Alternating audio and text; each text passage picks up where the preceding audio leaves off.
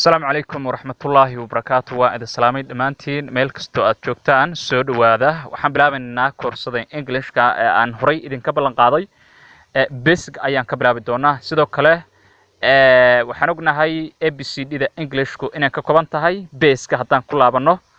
26 xaraf 26da xaraf waxaan u kala qaadi doonaa afar qaybood oo kala ah shaqal iyo shibane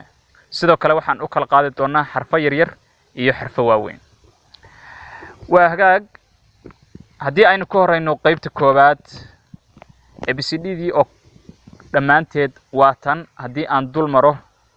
waa dhawaaqooda adigoo u fiirsanaya A B C D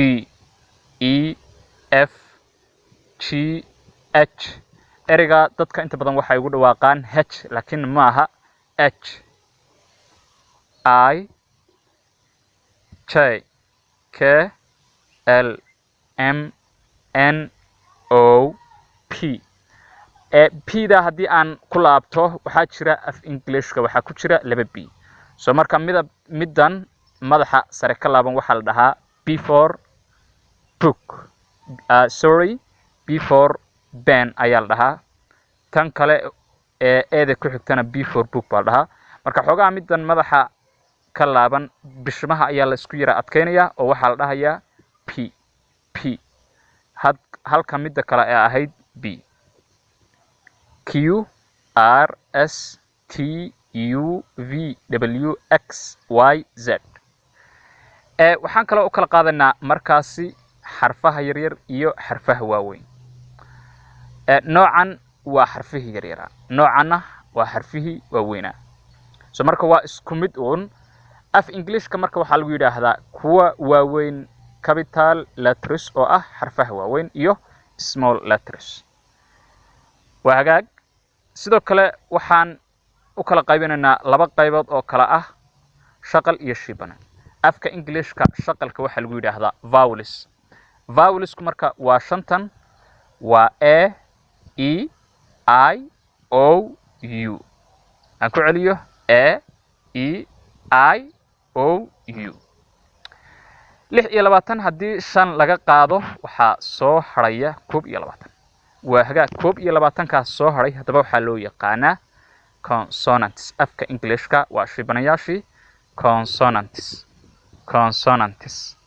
waa shibanayaashii weeyaan marka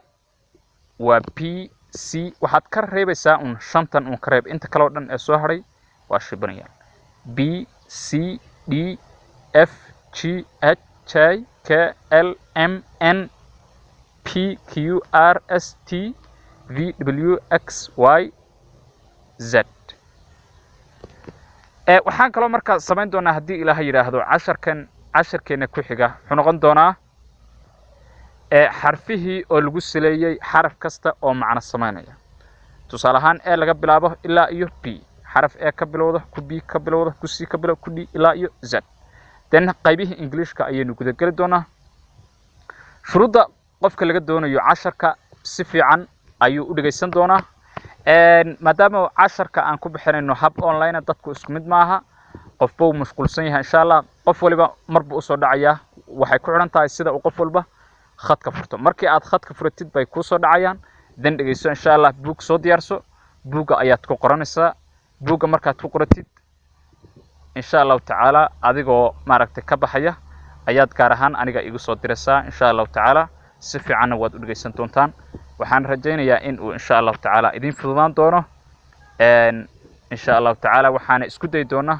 qaabka ugu wanaagsan inaan ku barano insha Allah wixii su'aalo ee dheeri ana insha Allah taala waa diyaar